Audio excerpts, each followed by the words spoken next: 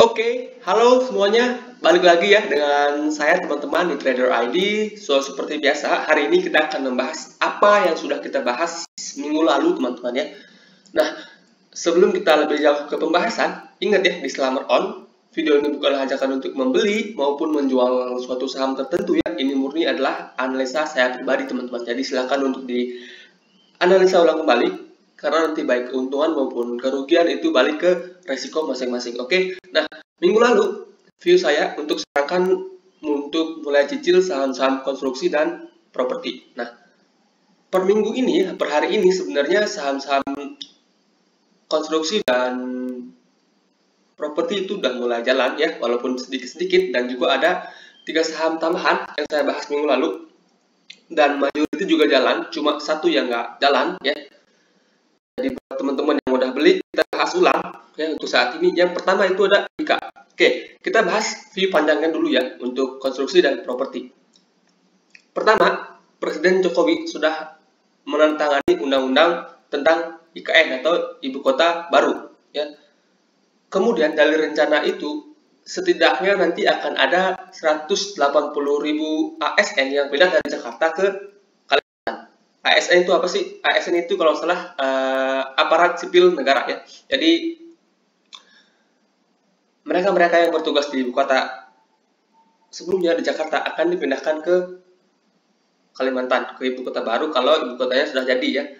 Jadi 180 ASN kalau mereka bawa pembantu, bawa anak, bawa keluarga itu banyak sekali teman-teman ya. Dan di sana itu perlu membangun banyak hal seperti mall, rumah sakit, supermarket ataupun hotel dan lain sebagainya, dan itu big project teman-teman.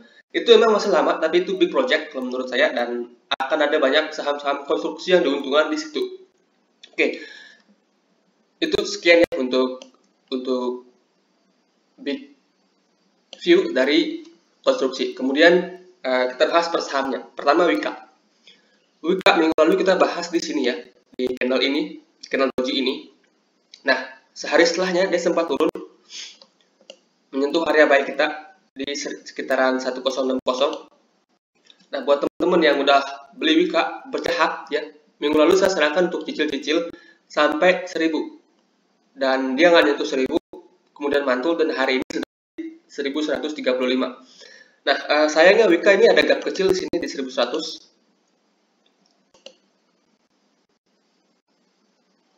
Nah, kalau Wika turun dulu, nutup gap itu waktu baik.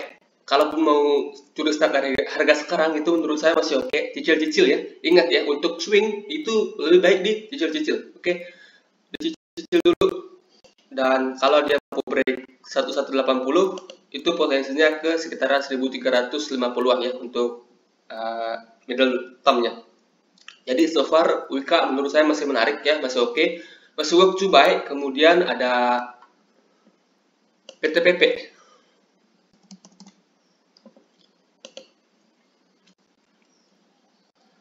Nah, PTPP juga sama ya. Minggu lalu kita bahas dia di channel ini 1 2 3 4 5 ya, di sini. Di sini kita bahas minggu lalu. Kita sarankan untuk start buy di sini bisa di sekitaran 980 dengan stop loss teman-teman bisa set di sini waktu itu di sekitaran 940 plus. Di bawah 940 teman-teman bisa stop dulu, dan dia mantul di sini tepat di support, atau kemungkinan ini akan menjadi right shoulders-nya ya. Di sini ada inverted head and shoulders, dan shoulder kanannya ini sudah terbentuk hampir 70%. Jadi kalau PTPP ini mampu melewati 1070 itu potensinya juga jauh ya. Potensinya jauh. Bisa ke sini. Sorry.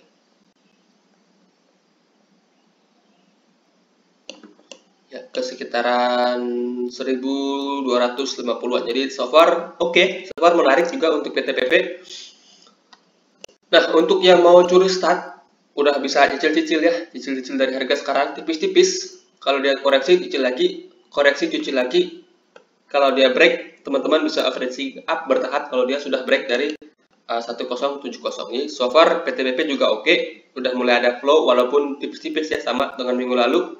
Flow-nya masih tipis-tipis, tapi sudah dari segi harga ini sudah mulai bergerak. Oke. Itu untuk PT-PT, kemudian ada Waskita.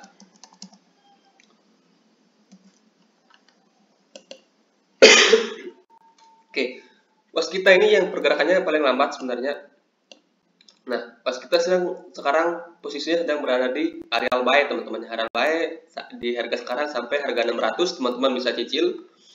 Stop lossnya teman-teman bisa pasang di bawah 600 atau di bawah 550 untuk swing panjangnya. Kalau menurut saya better di bawah 600, kalau udah jebol kurang porsi bisa enter lagi di sekitaran 550 ya. So far sih menurut saya masih cukup oke ya, cuma ini yang pergerakannya paling nggak oke untuk saat ini ya. Sebenarnya ada satu yang lebih menarik juga, ada Adikarya, tapi minggu lalu saya bahas karena udah 3 saham ya, udah 3 saham, jadi Adikarya juga menarik ya. Beberapa hari yang lalu juga udah pernah saya bahas. Oke, itu untuk konstruksi yang kita bahas minggu lalu. Kemudian sekarang ke properti, yaitu BSDE yang kita bahas minggu lalu ya. Nah, BSDE minggu lalu kita bahas dia di sini, di candle doji ini. Kita sarankan untuk mulai cicil baik dari harga ini sampai sini. Support di 880. Nah, dia sudah mulai rebound, besoknya dia turun sebentar, kemudian perlahan-perlahan sudah mulai rebound. Dan buat teman-teman yang mungkin udah beli di sini, nyicil di sini lagi, sekarang masih ada floating profit ya. So far BSDE masih oke, volumenya juga udah mulai ada peningkatan ya. Kalau teman-teman perhatikan, sorry. Ini kita bisa hapus dulu. Nah, kalau teman-teman perhatikan dari segi volume ya, dari segi volume dia sudah mulai ada peningkatan. Jadi BSDE so far menarik. Ada potensi dia membentuk cup and handle ya. Di sini cupnya yang besar. Ini ada handle-nya. Handle-nya udah terbentuk 80% dan ada potensi dia break. Nah, kalau 995 sampai 1000 ini di breakout ke atas, potensinya dia sekitaran 1100-an. Jadi so far BSDE masih oke. Yang mau curi start bisa tunggu dia break 1000 atau dari harga sekarang oke, cicil dulu ya. Cicil dulu tipis-tipis karena supportnya sudah jauh. Jadi cicilnya tipis-tipis dulu ya. Tipis-tipis dulu sampai last support itu di 880 untuk yang swing. Jadi kalau ibu kota baru itu menurut saya juga akan menguntungkan sektor properti ya. Oke, itu ya untuk sektor properti, dimana kita tahu sendiri dari 2020 dan 2021 properti ini sektor yang tertinggal. Jadi tahun ini menurut saya ada potensi dia perform. Nah, itu untuk BSDE. Kemudian ada SMRA. SMRA ini lebih menarik dari BSDE, dimana minggu lalu kita bahas di sini ya, Nah, sama juga kita carakan untuk cicil sampai last support di sini di 650. Dan buat teman-teman yang udah cicil ini menarik ya, Jumat kemarin dia breakout.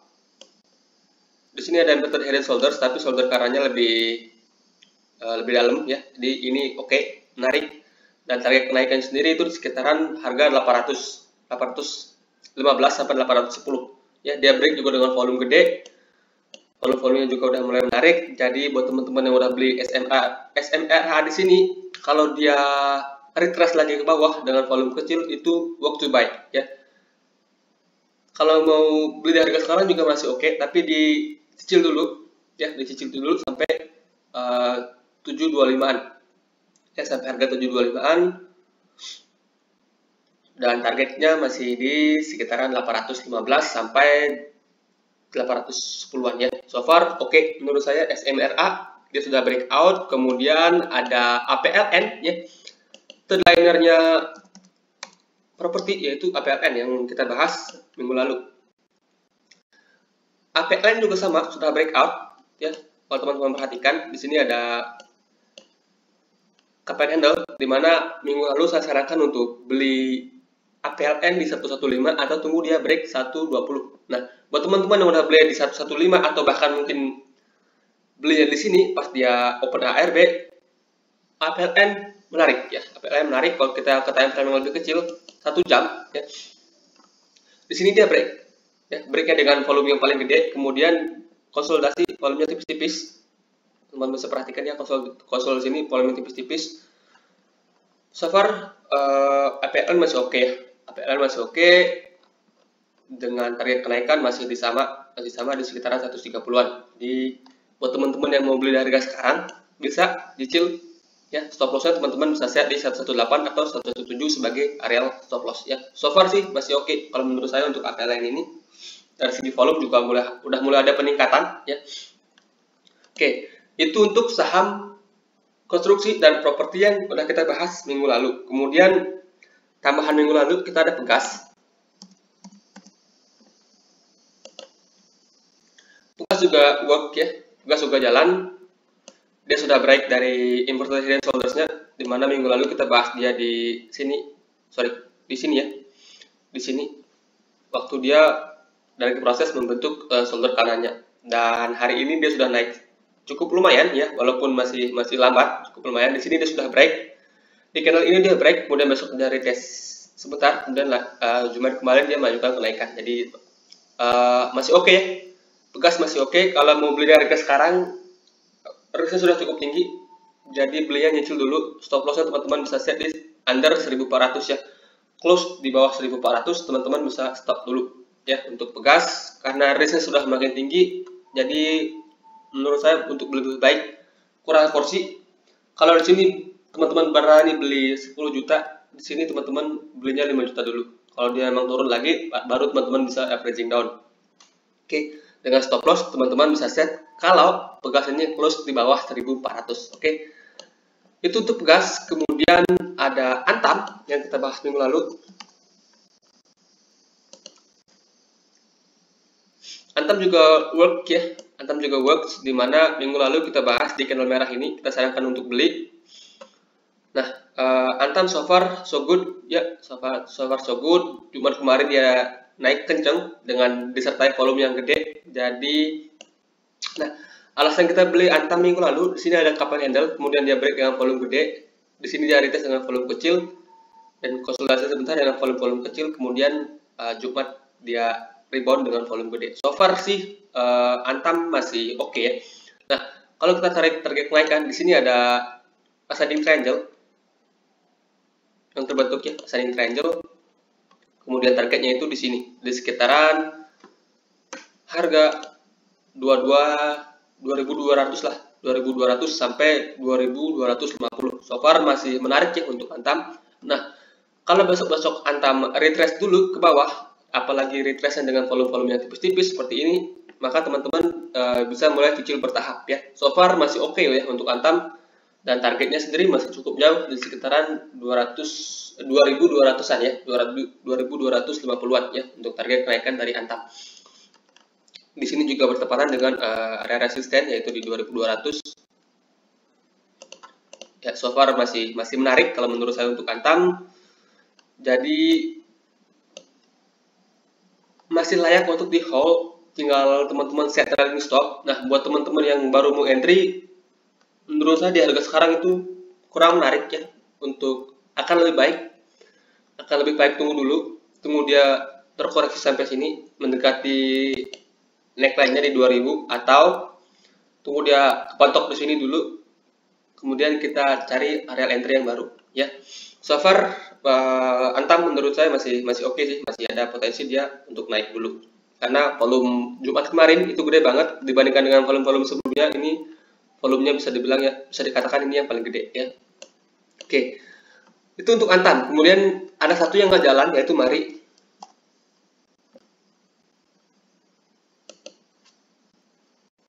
Nah, Mari minggu lalu kita bahas di sini ya, di channel ini. Kemudian besoknya dia ARB, besoknya lagi dia rebound dengan volume gede ya. Saya sarankan, saya harapkan ya teman-teman yang udah beli Mari, yang stop loss mudah-mudahan yang beli, mungkin yang udah beli di sini, mudah-mudahan teman-teman yang kena stop lossnya di sini ya, stop lossnya pas di sini, jadi nggak berat-berat amat ya. Dan untuk saat ini Mari sebenarnya so-so ya, bisa dibilang menarik, nggak begitu juga, bisa dibilang nggak menarik. Ya so-so lah ya, so-so untuk Mari, masih belum ya. Kalau kita perhatikan dia rebound dengan volume gede, kemudian konsolidasi di sini, turun-turun di sini dengan volume yang kecil. Jadi so-so. Kalau kita time frame lebih kecil ke 1 jam, oke. Ya menurut saya masih belum sih, masih belum. Kita tunggu. Nah di sini, ini apa namanya? Bagusnya kita lihat multi time frame teman-teman ya. Kalau teman-teman perhatikan, di sini pas Mari rebound itu volumenya nggak terlalu gede ya, 1 jam pas dia rebound nggak terlalu gede. Kemudian di sini volume buahnya gede banget ya, volume merah di sini volume buahnya gede banget. Jadi untuk saat ini Mari lebih baik wait and see terlebih dahulu ya, belum layak untuk dibeli. Kalau dari view saya pribadi ya, kalau menurut teman-teman layak ya silahkan beli ya. Kalau menurut saya belum. Dari segi technical juga menurut saya belum, harganya masih bergerak turun ya. Kita bisa perhatikan support berikutnya itu di sekitaran sini, di sekitaran harga 300-an.